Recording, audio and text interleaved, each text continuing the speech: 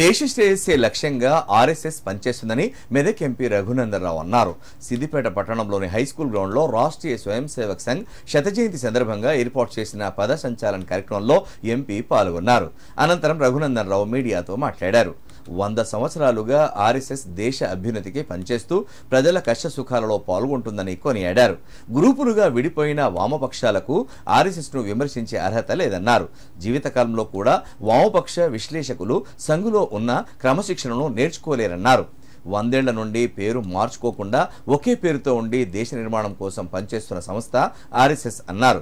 దేశ సేవకు అంకితం అవుతూనే భావి భారత పౌరులను అందిస్తున్న రాష్ట్రీయ స్వయం సేవక్ సంఘ్ కృషి మరవలేనిదన్నారు.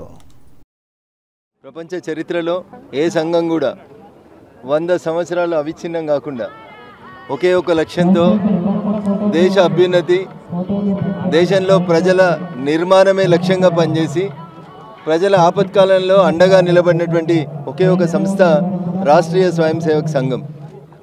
మమ్మల్ని విమర్శించేటువంటి ఎర్రజెండాల మిత్రులు ఏ నుంచి జెడ్ దాకా సిపిఐ, సిపిఎం, సిపిఐఎంఎల్, సిపిఎంఎల్ ఇట్లా రకరకాలుగా ఏ నుంచి జెడ్ దాకా ఎన్ని అక్షరాలు ఉంటే అన్ని అక్షరాలుగా విడిపోయినటువంటి పార్టీలు ఈ దేశంలో కమ్యూనిస్ట్ పార్టీలు. పొద్దున్న లేస్తే విశ్లేషకుల పేరు మీద టీవీ ఛానళ్ళకి వచ్చి మమ్మల్ని విమర్శించేటువంటి వామపక్ష మేధావులారా, 100 సంవత్సరాలుగా ఒకే పేరుతో అక్షరం మారకుండా దేశ శ్రేయస్సే లక్ష్యంగా పనిచేస్తున్నటువంటి సంఘంలో ఉన్న క్రమశిక్షణను, నీతి నిజాయితీని మీరు జీవితకాలంలో నేర్చుకోలేరు కాబట్టే మీరు అట్లా ఏ నుంచి జెడ్ దాకా ముక్కలుగా విడిపోయినారు. ఆర్ఎస్ఎస్ 100 సంవత్సరాలు పూర్తి చేసుకున్న సందర్భంగా దేశ సేవలో, దేశ పునర్నిర్మాణంలో మరొకసారి పునరంకితం అవుతూ భావి భారత పౌరులని ఈ దేశ శ్రేయస్సు కోసం పనిచేసేటువంటి గొప్ప పౌరులుగా తీర్చిదిద్దే ఒకే ఒక లక్ష్యంతో పనిచేస్తున్నటువంటి సంస్థ రాష్ట్రీయ స్వయం సేవక్ సంఘం 100 సంవత్సరాలు పూర్తి చేసుకున్న సందర్భంగా దేశ ప్రజలందరికీ కూడా ఈ సందర్భంగా శుభాకాంక్షలు. హిందూ బంధువులందరికీ కూడా ఆయుధ పూజ, విజయదశమి సందర్భంగా మరొకసారి శుభాకాంక్షలు, అభినందనలు తెలియజేస్తా ఉన్నాను. రాష్ట్రీయ స్వయం సేవక సంఘ్ శత జయంతి ఉత్సవాల సందర్భంగా ఈరోజు సిద్దిపేట నగరంలో విజయదశమి కార్యక్రమం అయింది. సుమారుగా 960 మంది ఈ కార్యక్రమంలో పాల్గొనడం జరిగింది. దేశం మొత్తంలో అన్ని గ్రామాలలో, అన్ని బస్తీలలో శత జయంతి ఉత్సవాలు జరుగుతూ ఉన్నాయి.